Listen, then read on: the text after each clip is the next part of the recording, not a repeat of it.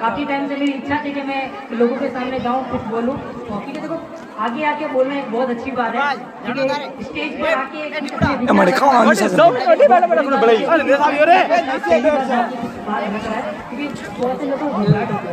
देखो आज का जो हमारा सबसे पहले तो मैं माननीय प्रिंसिपल साहब को धन्यवाद देना चाहूँगा, इस विद्यालय संपूर्ण विद्यालय को धन्यवाद देना चाहूँगा जिन्होंने मुझे स्टेज पर बोलने का अवसर दिया, और बाकी सभी जो अतिथिगण जो बाहर से पधारे हैं, और साथ में और भी भामा साहब जिन्होंने आज विद्या में बहुत सारे टाइम से यहाँ पे कई सारे भामा साहब जो अपना बहुत ज़्यादा योगदान दे रहे हैं। मैंने काफ़ी स्कूलों के अंदर मैं गया हूँ, मैंने काफ़ी स्कूलों के अंदर भाषण स्पीच दिए मैंने, बट मैंने बहुत ही कम भामा साहब को देखे। इस गाँव के अंदर मैं एक बहुत अच्छी बात देखी, यहाँ पर कई सारे भामा साहब खड़े हैं आज की तारीख में जो विद्यालय को पूरा सपोर्ट कर रहे हैं। और देखो विद्यालय का एक हमारी सबकी संपत्ति होती है, और जब तक पूरा समाज पूरा जिला अगर किस चीज को सपोर्ट नहीं करता वो विद्यालय आगे बढ़ता।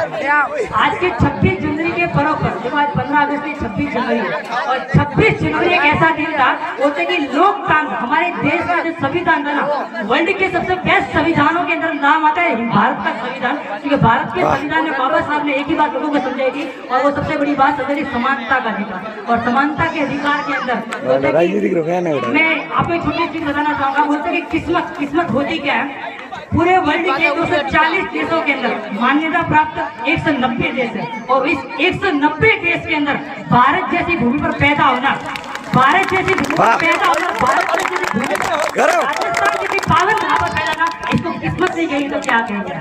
ये सबसे बड़ी किस्मत है, और उसी राजस्थान की पुण्य धरा के सभी जो नागरिक यहाँ पे इकट्ठे हुए आपको बताना देखो छोटी चीज है, आज हमारा देश हमारा समाज सब आगे बढ़ता है जब हम सब साथ में मिलकर वीडियो नहीं कभी एक अकेले इंसान कुछ नहीं कर पाया, जब पूरा समाज पूरा देश मिलकर एक साथ में खड़ा रहता है कुछ करने के लिए। संविधान में लोगों को सिखाया कि जब तक पूरा देश एकजुट होकर साथ में मिलकर कोई काम ना करेगा तो उन्नति को प्राप्त नहीं कर सकता। ये चीज शायद बाबा साहब ने सभी को सिखाई। बाबा साहब जो कई लोगों की धड़कन है, कई लोगों का आदर्श है, ठीक है, लोगों को एकता का अधिकार उन्होंने दिया था। सबसे पहला जो अपना पद रखा था ना, सबसे पहली चीज बाबा साहब ने रखी थी। मैं बाबा साहब को काफी मानता हूँ, ठीक है, उनकी किताबें मैंने पढ़ी है, कुछ बहुत सारी चीजें मैं सीखने को मिली। मैं आपको एक छोटी चीज समझाऊंगा, खासकर उन लोगों के लिए जो आज की तारीख में 10वीं और 12वीं के अंदर पढ़े, उन छात्रों को थोड़ी सी बात करना चाहूंगा। आज हमारा देखो मैं एक छात्र हूँ, मैं भी आज पढ़ाई कर रहा हूँ, और मेरे आज का जो बोलने का कारण उन लोगों के लिए है जो आज 10वीं और 12वीं क्लास के अंदर पढ़ रहे हैं। ये किशोरावस्था एक ऐसी उम्र होती है जिस उम्र में इंसान या तो भटकता है या सुधरता है, दोनों में से एक काम वो जरूर करता है। भटकता है किस वजह से, वो गलत रास्ते पर जाता है, गलत लोगों का साथ करता है, गलत लोगों की संगति करता है, गलत आदतों को अडॉप्ट करता है,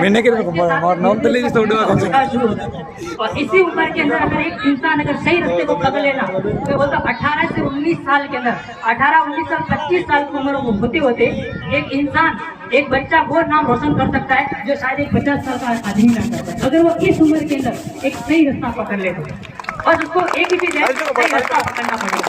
तो मैं दूसरी बात आप लोगों को बताना चाहूंगा, एक छोटी सी कहानी, बस आपसे गुजारिश है उस कहानी को आप लोग ध्यान से सुनना, ठीक है। देखो सबसे बड़ी चीज हमारे समाज के अंदर हमारे चीज बोलना चाहूंगा, अपना राजस्थान एक ऐसा राज्य है जहाँ पर अंग्रेज भी आकर खाना खाते जाते हैं, अंग्रेज भी, ठीक है। हिंदुस्तान ने सबको एक चीज सिखाई है, वो है समानता, कि एक साथ रहो, मिलजुल के रहो, और जो हो सके अपने देश का नाम रोशन करो। और ये तो मदद करना, किसी गरीब की मदद करना, किसी असहारे को सहारा देना एक बहुत बड़ी बात है कि इतना जिक्र हर कोई किसी की मदद कर सके।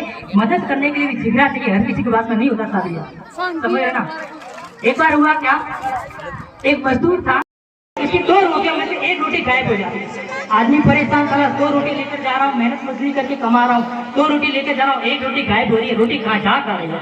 3-4 दिन लगातार उसकी 2 में से 1 रोटी गायब हो रही थी। चौथे दिन उसने विचार किया कि मेरी रोटी लेकर जा, आज थोड़ा ध्यान रखना पड़ेगा। वो काम पे गया, 2 रोटी बना के ले गया और अपनी रोटी किसी छाव के नीचे रख ली। उस छाव के नीचे रखने के बाद में वो ध्यान रखने लगा कि मेरी रोटी रोज जाती कहाँ पर है, गायब कहाँ पर होती है। तो वो थोड़ा सा ध्यान लगाता है, एक चूहा छोटा सा आता है वहां पर और उसकी 2 रोटियों में से 1 रोटी लेकर जा रहा होता है। वो मजदूर गया चूहे के पास में और चूहे को बोला कि मैं मेहनत मजदूरी करके पैसा कमाता हूँ, रोटी लाता हूँ, और 2 रोटी में से 1 रोटी अगर तू लेके चला जाएगा तो मैं क्या करूंगा, मैं क्या खाऊंगा। चूहा उस इंसान को एक ही बात बोलता है कि ये रोटी मेरे हक की है, तेरी नहीं है। मजदूर बोलता है कि तेरे हक की कैसे होगी, बना के तो मैं लाता हूँ, कमा तो मैं रहा हूँ। तो उस चूहे ने उस मजदूर को एक ही बात बोली कि तुझे इसका जवाब देंगे गौतम बुद्ध। आज सभी लोगों ने गौतम बुद्ध जी के बारे में बहुत सारी चीजें सुनी होगी।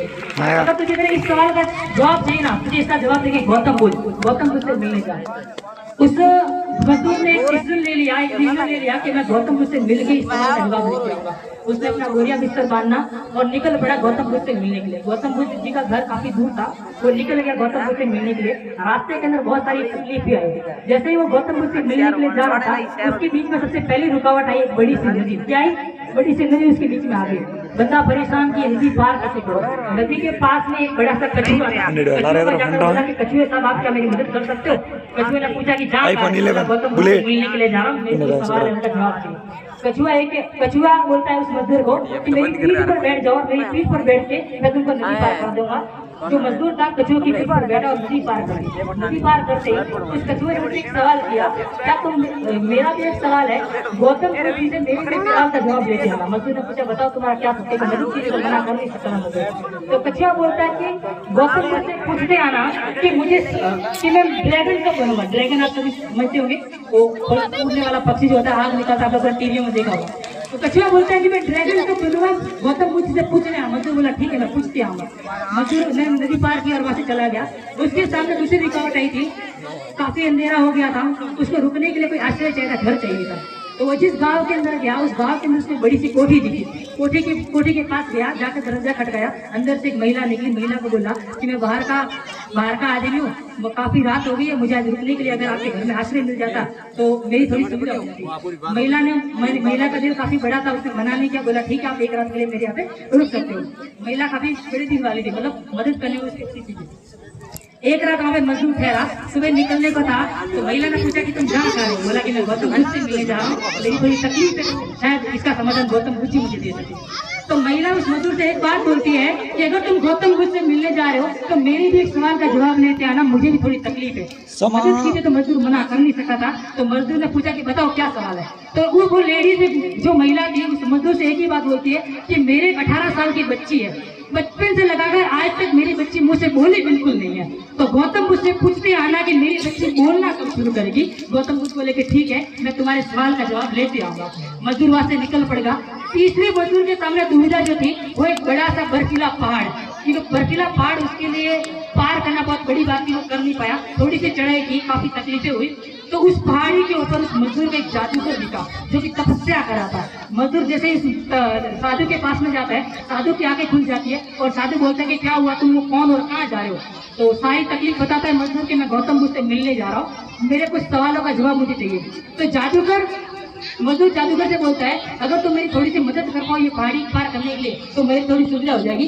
तो मजदूर बोलता है ठीक है, मैं तुम्हारी मदद तो कर दूंगा, पर मेरे भी एक सवाल का जवाब गौतम बुद्ध से लेकर आना पड़ेगा। तो मजदूर बोलता है ठीक है, मैं तुम्हारी भी तकलीफ का सवाल, तुम्हारा जो भी सवाल हो मैं उसका जवाब ले जाऊंगा।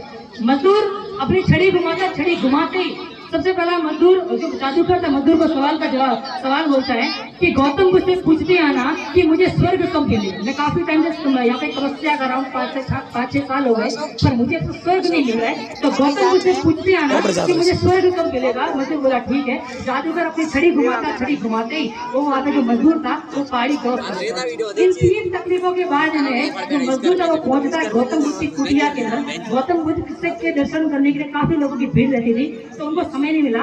लास्ट के शाम के 5 से 6 बजे के बीच में उस मजदूर का नंबर आया गौतम बुद्ध से मिलने के लिए। जैसे ही वो मजदूर गौतम बुद्ध के पास में जाता है, गौतम बुद्ध से एक ही बात बोलते हैं, मैं तेरे सिर्फ 3 सवालों का ही जवाब दूंगा। कितने सवालों का? सिर्फ 3 सवालों का। जबकि मजदूर के पास में सवाल कितने थे?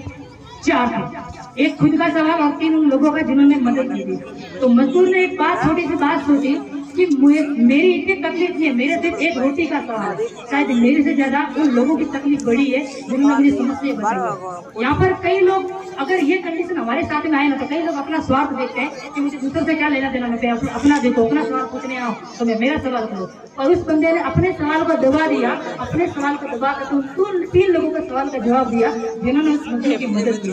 सबसे पहला सवाल किया उस औरत का, लेडीज का, जिसने पूछा था कि मेरी 18 साल की बच्ची है वो बोलना कब शुरू करेगी? तो गौतम बुद्ध इसको उसका जवाब देते हैं कि जिस दिन तुम्हारी बच्ची की शादी हो जाएगी उस दिन तुम्हारी बच्ची बोलना शुरू कर देगी। उसके बाद में दूसरा सवाल किया उस जादूगर का कि जादूगर का सवाल था कि मुझे स्वर्ग कब मिलेगा? तो गौतम बुद्ध इसको एक ही बात बोलते हैं कि जिस दिन जादूगर अपने हाथ की छड़ी फेंक देगा उस दिन उसको क्या मिल जाएगा? स्वर्ग मिल जाएगा। और एक और सवाल था कछुए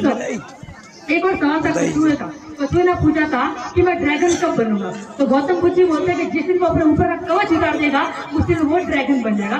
तीनों सवालों का जवाब लेकर तो वो मजदूर निकल पड़ा। रास्ते में सबसे पहली मुलाकात उस मजदूर की सबसे पहली मुलाकात आई जादूगर से। जादूगर के पास में गया, जादूगर ने बोला कि बताओ मेरे सवाल का जवाब क्या है? तो मजदूर बोलता है कि जिस दिन तुम्हारे हाथ की तुम छड़ी फेंक दोगे ना उस दिन तुमको स्वर्ग मिल जाएगा। जादूगर अपने हाथ की छड़ी को, जादू की छड़ी को उस मजदूर का थमा देता है और उस जादूगर को मिल जाएगा स्वर्ग। मजदूर के हाथ में क्या आ गई? जादू की छड़ी घुमाई। उसके बाद में सीधा पहुंचा कछुए के पास में। कछुए के पास में गया, कछुए ने सवाल किया बताओ मेरे सवाल का जवाब क्या है? मैं ड्रैगन कब बनूंगा? तो मजदूर बोलता है कि जिस दिन तुम अपना कवच उतार दोगे उस दिन तुम ड्रैगन बन जाओगे। कछुआ जैसे ही अपना कवच उतारता है उसके कवच में से कई सारे हीरे मोती निकल जाते हैं और वो कछुआ क्या बन जाता है? ड्रैगन बन जाता है। और सारे वो हीरे मोती अब किसके हुए? मजदूर के। उसके बाद में जादूगर फिर से अपनी छड़ी घुमाता है और पहुंचता है उस औरत के पास में जिसने सवाल किया था कि मेरी 18 साल की बच्ची है वो बोलना कब शुरू करेगी।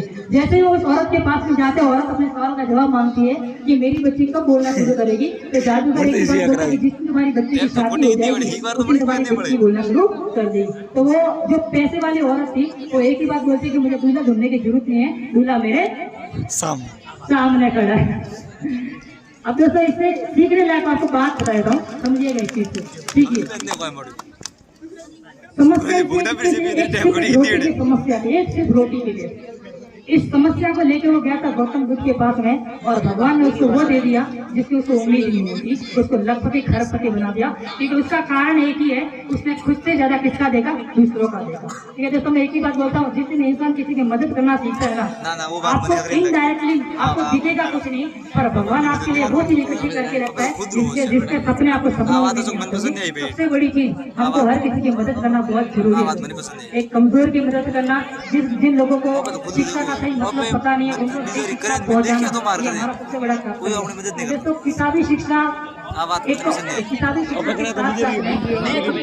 भी चाहिए जो हमारा चरित्र निर्माण करती है। इंसान के पास में शिक्षा बहुत है, इंसान के पास में सही चरित्र नहीं है ना तो उसकी शिक्षा का जला के आप फेंक दो कोई काम नहीं है। सबसे बड़ा होता है इंसान का चरित्र और जिसके पास में चरित्र है, जिसके पास में कई संस्कार है, मैं बोलता हूँ उससे बड़ा पढ़ा लिखा कोई नहीं हो सकता है। क्योंकि ये चीज हर किसी के पास में नहीं होती। तो इसी चीज के साथ में बोलने का मौका दिया। ऐसे और भी कार्यक्रम में धन्यवाद भाई साहब, आपके अनुभव का हम लाभ लेंगे। आप वापसी को उसको बुलाएंगे।